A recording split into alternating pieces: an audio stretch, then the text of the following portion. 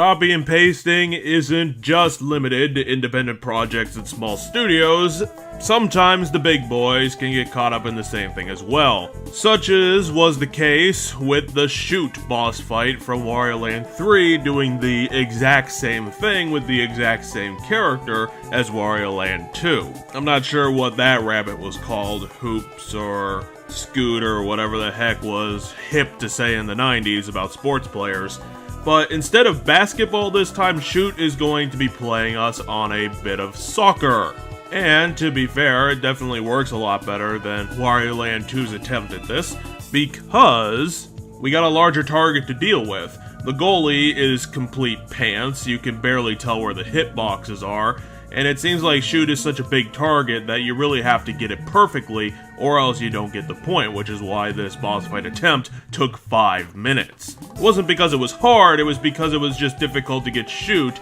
into the hitbox in order to actually free up the damage to get the point. And this really isn't difficulty either.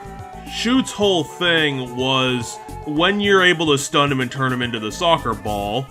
it takes forever for him to retransform into his regular self and get another shot. So if you're able to juggle Shoot through the entire thing, you almost have infinite attempts to actually get him into the goal, which means that this isn't difficult, it's just a giant waste of time. And it's such a simple thing to fix. Like, you could have made Shoot in a ball form smaller, you could have made the goal a bit bigger, you could have made the goalie less useful, because as it stands, it feels like you really have to get it on the perfect mark in order to actually get the points, which just lengthens the boss fight unnecessarily, because every time that you jump on Shoot and turn him into his ball form, you get like 5 attempts off the bat just from that, and if you keep jumping on him, because it takes a little while for him to get through his animation, it technically acts as a stun, so if you're able to continually juggle Shoot back and forth between his ball form, then you basically can just run the entire boss fight yourself, keep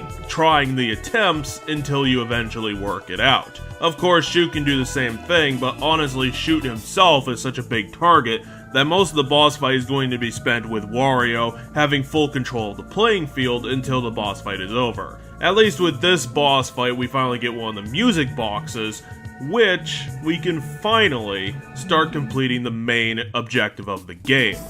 Shoot, just like Wario Land 2's attempt at this, is an innovative boss fight, and I appreciate Nintendo handheld doing something a bit different than other boss fights. At least for their many faults that we will find in this series, at least they're doing things interesting with, you know, their cool design characters. When they really falter at is the gameplay. They don't really falter in the artistic elements of a boss fight, and even though they do share a lot of similarities gameplay-wise, just getting to see the many cool bosses this game has is a joy in itself, and I do appreciate that Shoot does stand as one of the best members of this game's Rogues Gallery, and I appreciate that they tried to make improvements with it, they made it a bit better, and even though it's an unnecessary time sink, it still was a fun time. It was still something interesting and unique, and it's just fun to have something like that, even if it is a copy-paste from a completely different game.